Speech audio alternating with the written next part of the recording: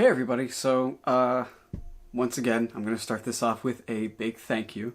My Life is Strange Before the Storm video has been doing great, and I didn't expect that one to do very well, just because it's a game that often isn't shown as much love as the original Life is Strange. So it means a lot that a lot of you guys who watched my first video are coming back and continuing to watch my content, and it means a lot. And I also am excited to say that I am at, as of recording, like 400 subscribers, which is, I know that's insane, and I know we live in an age where there's a lot of influencers who make money off of this kind of thing, but for me, the fact that 400 people, 200 within the past 2 weeks, have seen my videos, listened to me talk, and decided I'm going to take a second out of my day and subscribe and give a thumbs up.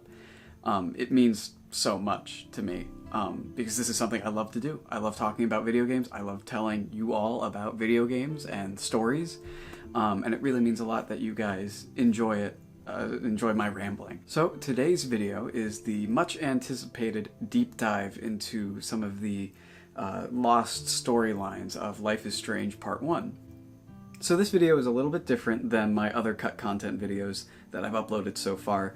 And I mentioned this in my first video, but my reasoning is that with my first video, I was focusing on content that we knew absolutely was cut from the game, 100%.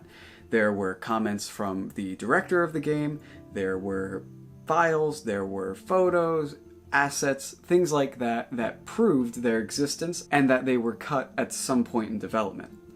This video is a lot more about theories, it's a lot more about the story, and it's a lot less concrete from what I'm finding. And really, it's just about diving into what could have been, how there may have been some more satisfying answers, and some explanations as to why there are so many plot holes when you jump from episode 4 to episode 5. So without further ado, let's get started with my Life is Strange deep dive.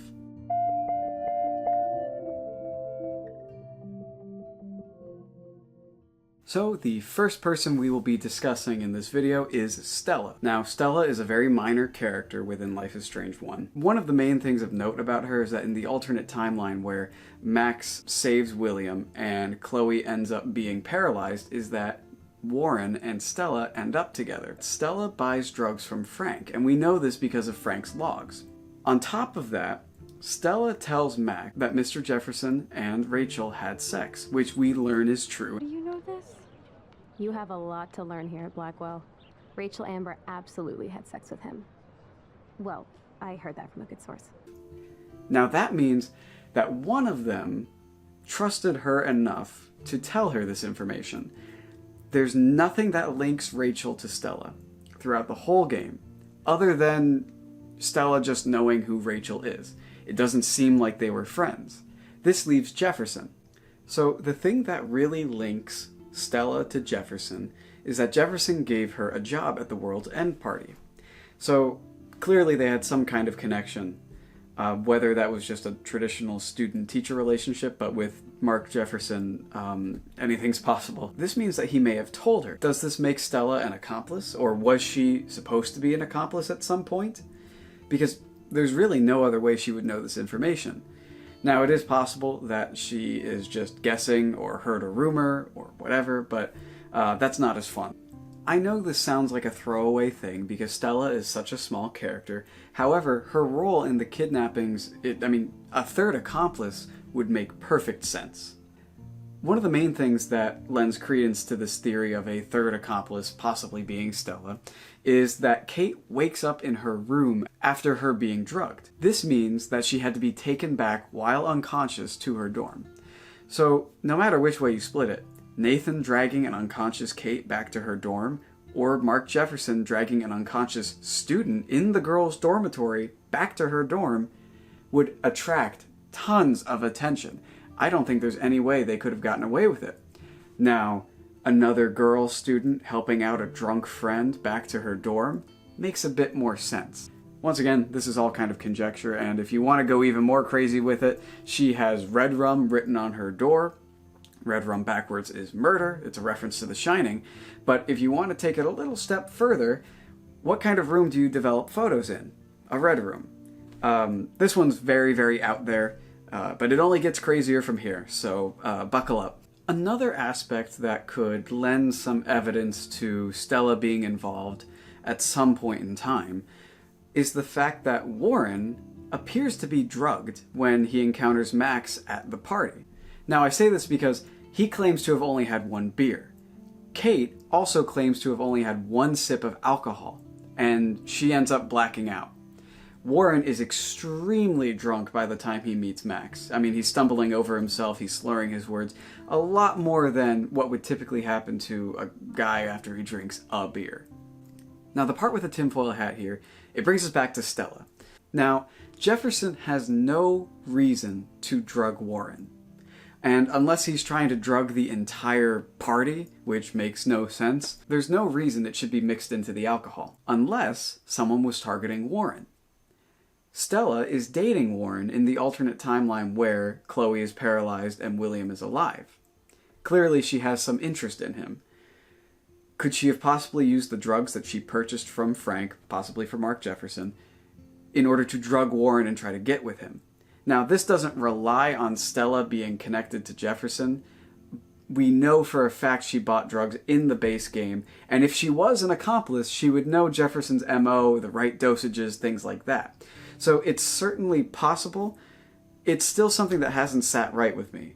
Because Warren having one beer, it just doesn't add up that he is that wasted after one beer. It's something that's kind of thrown away in episode 5, and we know for a fact a lot of things were cut from episode 5 purely because there's a lot of reused assets, a lot of reused voice lines, not much original is in that episode. So it begs the question, what was the original purpose of Warren being so wasted?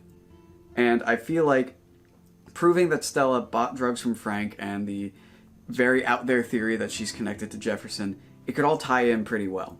There's a plot hole in episode 5 that, honestly, I didn't notice my first time through, but thinking back, it bothers me every time I play the game. So, basically, when Max leaves the bunker in episode 5 after being rescued by David, she receives a voicemail from Nathan warning her about Mr. Jefferson and the things he's doing and how he's out to get him. Max, it's Nathan. I just wanted to say, I'm sorry. I didn't want to hurt Kate or Rachel or I didn't want to hurt anybody. Everybody used me. Mr. Jefferson is coming for me now. All this shit will be over soon. Watch out, Max. He wants to hurt you next. Sorry. This doesn't make sense, because we know that Nathan died before Max was captured by Mark. And we know this because Mark used Nathan's phone to lure Max to the junkyard. This means he was either dead or captive, but there's no way he could have gotten his phone back, made this phone call, and then was murdered by Jefferson. Now, I'm not saying it's impossible that this happened. However, him saying that he's coming after him, things like that, really makes it seem like it's right before Max goes to the junkyard. However, Jefferson doesn't seem to be the smartest killer on the planet, considering he says he took care of Victoria, but she's alive in Life is Strange 2, sending letters to David. So, I don't know, he's just kind of a really bad serial killer, I guess. But at the end of the day, there is no reason that Max should receive that voicemail after the texts from Jefferson. And we know that this isn't a case of Max just ignoring her phone. However, we do know she is the worst texter on the planet.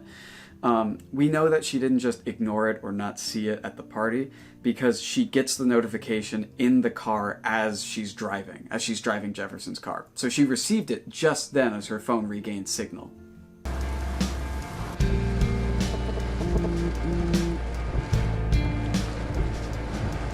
You have one new message. We know that Nathan drives a red truck with a broken indicator on it. When Chloe and When Max and Chloe arrive at the party, we see a shot of the parking lot where Nathan's truck is seen perfectly repaired and painted green. Now, at first, this seems like a dev mistake. You know, they're just reusing assets, they're changing the color, whatever. But if you look a little deeper, it plays into a theory that a lot of people have about specifically episode 4 and 5, that they were going to take place in overlapping realities. So one way we could explain away all of these plot holes, which works perfectly within the game's rules for time travel, is overlapping realities. The double moon, Nathan's truck being repaired in a different color, how Mark Jefferson got to the junkyard so fast. If you convince Victoria to be safe, he would have to drag her body out of there. So somehow, between all of that, he also took care of Nathan, but then Nathan was able to get his phone, call Max, but Max never received it. The idea of overlapping realities sort of solves a lot of these plot holes. And it might sound, you know, sort of contrived at first, but when you factor in the double moon, Nathan's truck appearing in a different color and repaired, the fact that Jefferson somehow made it to the junkyard so quickly, while also having to take care of Victoria's body if you convinced her to believe you. On top of that, taking care of Nathan, using his phone to text you to come to the parking lot, and somehow in between there, Nathan leaving you a voicemail, but then it only shows up after you leave the bunker. It all seems like a mess until you think about this, you know, overlapping realities thing. This is something that they're really playing on in Double Exposure, which lends more credence to this theory that at some point it was intended that episodes 4 and 5 would take place in a sort of in-between state between two realities. And frankly, this would just plain explain away a lot of these plot holes. Something that was found when you're doing that board puzzle where you have to figure out who's who and who's buying drugs and where they're going using the GPS data from Nathan's phone. People noticed that Nathan takes a lot of trips just to the forest. It's suspected to be the Pan Estates area. However, even if it is, it doesn't make much sense. The GPS logs don't make much sense to begin with, so we'll dive right into that. So I'm going to read what I have written down and sort of list out the different locations as we go. So we can see that Jefferson met up with Nathan at a gas station, then a few hours later drove to his house.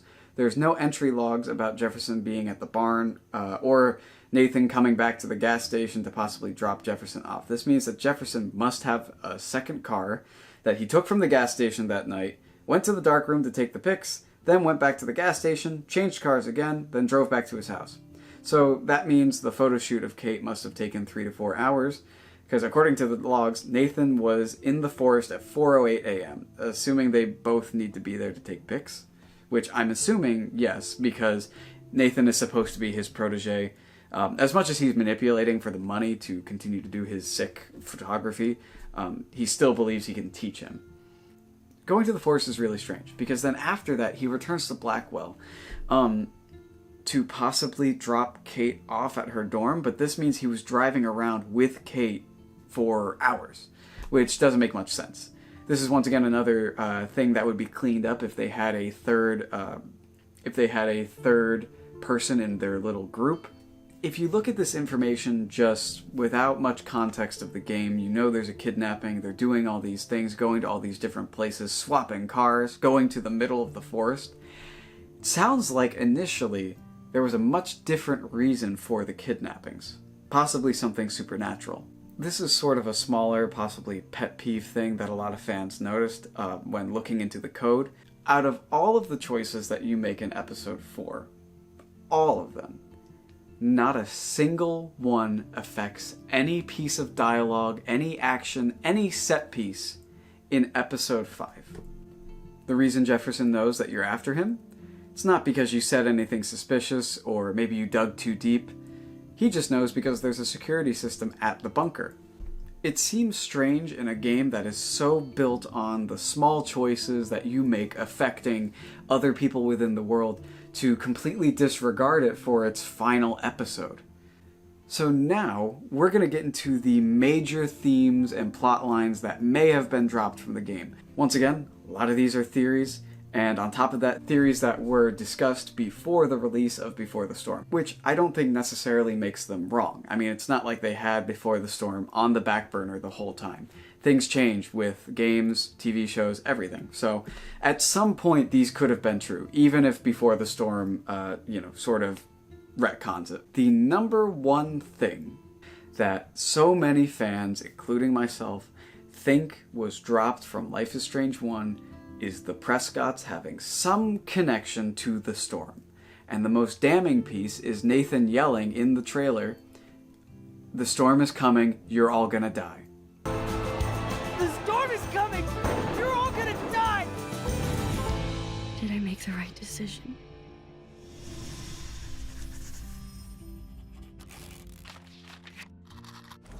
That's the big piece. There's multiple other things throughout the game that give the Prescott family an air of supernatural control to them about the town. Sean Prescott constantly talks about the family's lineage, the family's destiny, using big words like that. On top of that, if you consider Nathan's trip to the woods and the initial idea that there was something more supernatural with these kidnappings, could play into the storm.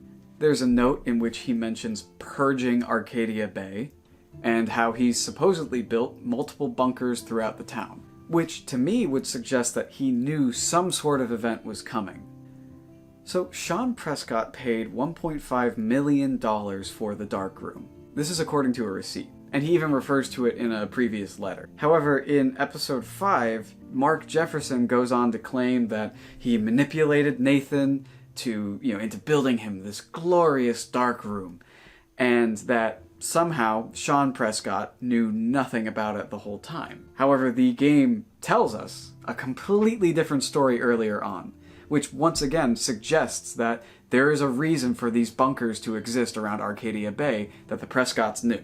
There's a large amount of Native American symbolism, foreshadowing, things like that related to the Prescott family throughout the game. Warren, Miss Grant, and Samuel all mention Native Americans and their culture. Not to mention the very, very obvious connection of spirit animals like the doe to Rachel, things like that showing up throughout the game, as well as the squirrels with Samuel. On top of that, we know that the Prescotts are building the Pan Estates on tribal grounds.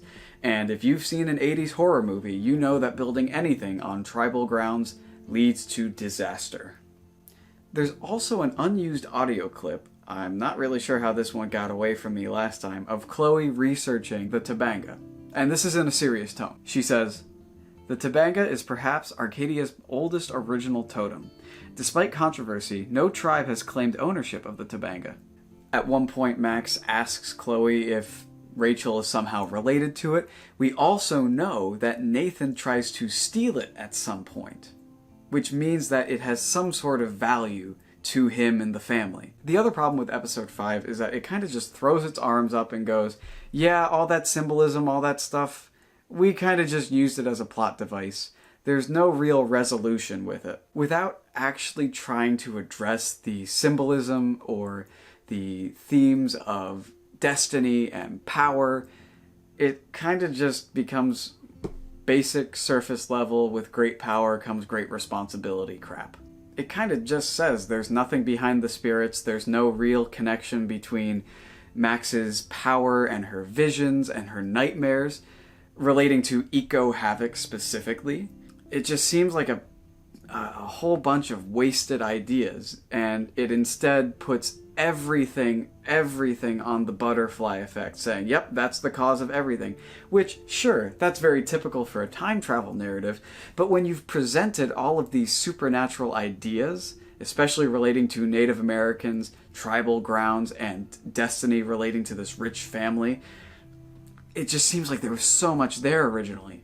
Perhaps at some point, supernatural spirits gave Max her power in order to try to put away the Prescotts, or perhaps even prevent the storm. Maybe the storm was supposed to happen no matter what. We know this because in the parallel world that Max keeps flipping between in episode 4, the storm is still being mentioned. I know this seems like pointing at a lack of writing by the developers and saying, well, then it must mean this. So let's add some more detail. So for example, when Max sees the butterfly, She ends up going on this long-winded rant about how the air changes around it, it feels like a ghost, things like that. Not to mention the doe literally guiding Max and Chloe to Rachel's body. If you believe that Rachel is the doe, and at this point in time, before the storm, I would agree with you. However, now with Before the Storm, a lot of people see the storm as Rachel's wrath, which Before the Storm does clear up a lot of the stuff that I'm talking about right now. I'm aware of that, I kind of mentioned it earlier. But we're talking within the context of Life is Strange 1 on its own. The other thing with the doe, I do 100% think it was initially supposed to be Rachel's spirit animal, or Rachel's spirit in general. And my reasoning is, it disappears when you find her, right? And the only time it reappears after that is in the mess that is episode 5, in the bathroom. We're going to do a dive into Rachel, and I know I sound like a broken record, but at this point in time, we didn't know anything about Before the Storm. We didn't know anything about Rachel beyond what we have seen in Life is Strange Part 1. So, take this all with a grain of salt. It might not be true now, but at the time, 9 years ago or so, this is really all we had. So Rachel's story is an interesting one. She is seen as this perfect person who has no flaws and was friends with everyone and great at everything. But then as we go, we learn that she was kind of a backstabber. She manipulated people to get what she wanted, and what she wanted was attention and to be loved and to be liked. This is something that Max's doppelganger in episode 5 calls her out on, for trying to change every little thing. This might seem like a stretch, but what if this meant that Rachel had some sort of powers, that she was doing the exact same thing as Max? But once again, in episode 5, all we learned about her is that she tried to do too much and ended up dying for it, which feels really unsatisfying, without the context of Before the Storm. The developers have mentioned multiple times that Twin Peaks is a major inspiration for them, and that's very clear in the reference with Chloe's license plate to a few other things throughout the story. A lot of people have made the comparison of Rachel Amber to Laura Palmer. The characters are pretty much identical, and Laura was very involved in the supernatural. Does this mean that at some point Rachel was? Now, of course, I know this is all conjecture, this is all a big theory that I don't know if I don't know is true. It's just a theory. It's just a compilation of many theories from all sorts of forums from back then when people wanted more answers, because, let's be honest, we all know that episode 5 was rushed. So let's put this all together and see what could have been the original story. Perhaps Rachel had powers. And we know for a fact that powers don't work when you're drugged, because Max fails to use her when Jefferson sticks her with a needle. Maybe that's why Rachel died initially.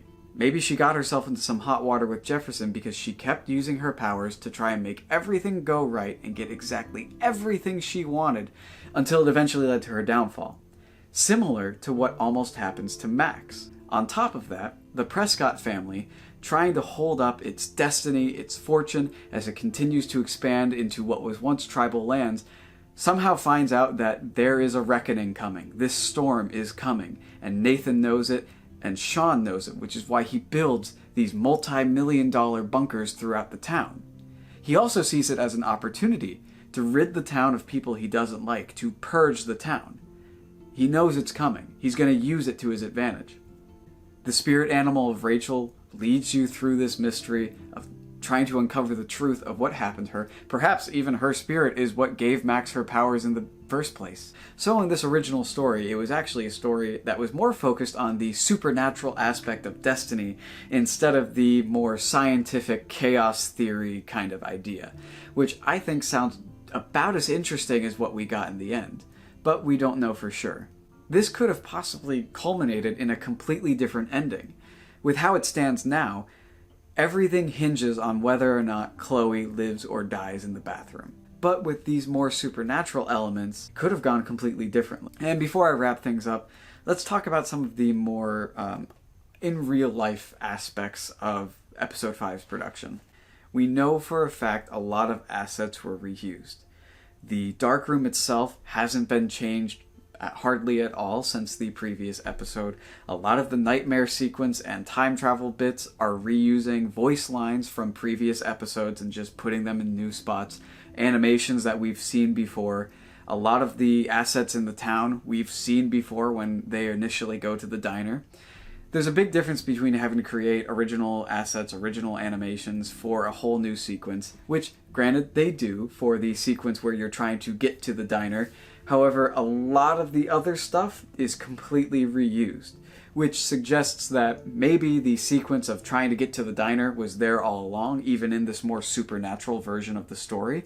However, the nightmare sequence and the weird mazes and stealth sections was something that came out of necessity.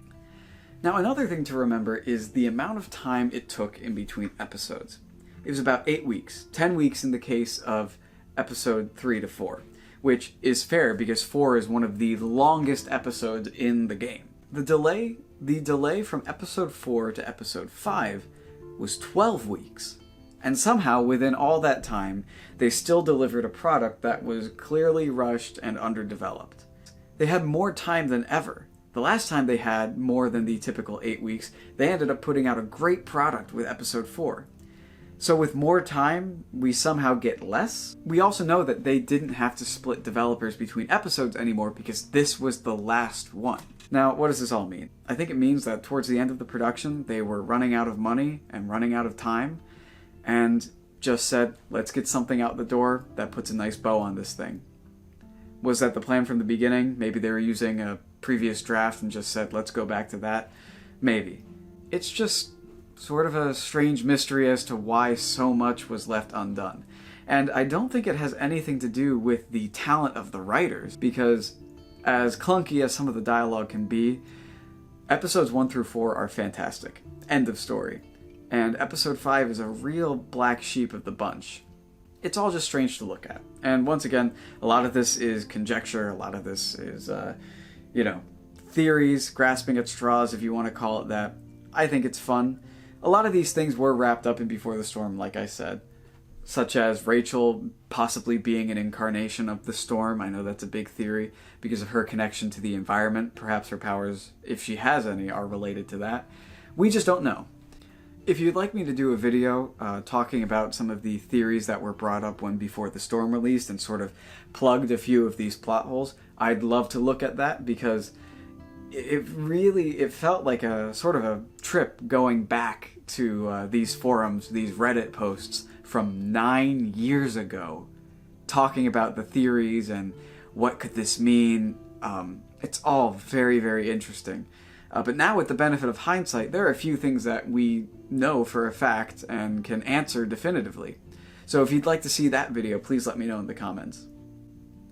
So that's going to be it for this video. I hope it lived up to your expectations. I know it was a lot more out there than the other ones.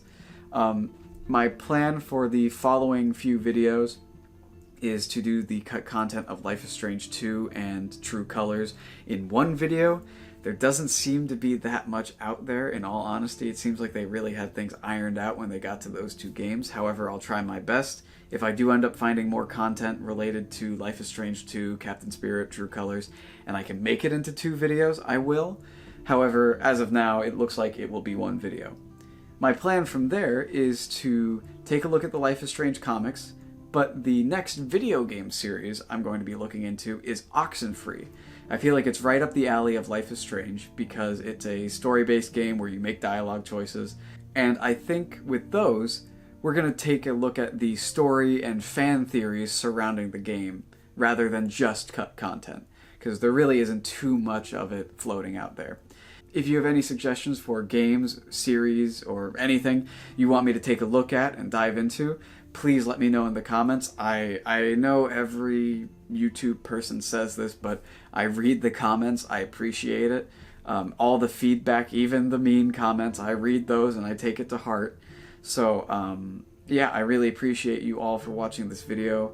And I love doing this. I love that you guys love it. And I hope to keep doing this for a while. So, thank you so much. Have a nice day or night or whenever you're watching this. I'll see you.